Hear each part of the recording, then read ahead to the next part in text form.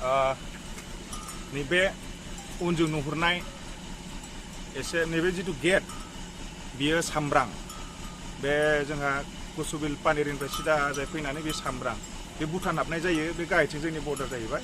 दा जों बेयाव फैनाय जाहोना जाहैबाय जे जोंनि आन्डार एजनि यां जेनेरेसनफोरा बेयाव उन्दै आन्डार एजनिफ्रा फैनानै जौफोर बेबायदि खाना पार्टि खालामो नामा बा बिदिनो आन्डार एजनि हिन्जावसाफोर बिदि फैनानै जे बिदि लोंनाय जानाय खालामफैयो नामा स्टाडि खालामनाय लेभेल बा कलेज स्कुल फरायनाय उन्दै उन्दै हिन्जावसा हौवासाफ्रा जों बेखौ नायनो फैदों नैबे जाहैबाय सामब्रां आरो लोगोसेनो बे सामब्रां ओनसोलनि एजेड मानसिफोरखौ जोङो खावलायनो लुबैयो जे बेयाव उन्दै उन्दै बिदिनो आन्डार एजनि हिन्जावसा हौवासाफोर फैनानै बिदि जानाय लोंनाय फाल्तु खालामफैयोब्ला एसे नोजोर होनानै ओनसोलनियाबो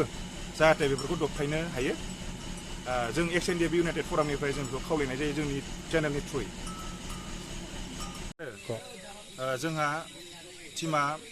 बेयाव दिनैहाय बे सामब्राङाव फैदों आरो बेल' नङा जोंनि टिमा दिनै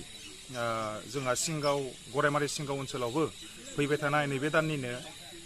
11 थारिखआव सिंगावआव जि प्रग्राम लागोन गामि ओनसोलजों गामियारि ओनसोलनि मेलेमजिबिफोरजों जे सावरायबाय थादों जे जोङो SDRC कमिटि दाबाय थादों ससाइटि डेभेलपमेन्ट एन्ड रिफर्मेशन कमिटि बेनि थाखाय जिथु जोङो हजोंहायबो कमिटि दाबावगोन बिनि थाखायबो दिनै लाइजाम रानबाय थादों माखासे माबायाव नुलांबाय थागोन दा जोंनि टिमा बे हिसाबै खामानिखौ मावबाय थादों हारि आरो जाथिखौ आपग्रेड खालामनो बा फोसाबनो हारि फोसाबनायनि खामानिखौ मावनो जोङो मेङाखै जिरायाखै आरो बेखौ मावलांबाय थानाय जागोन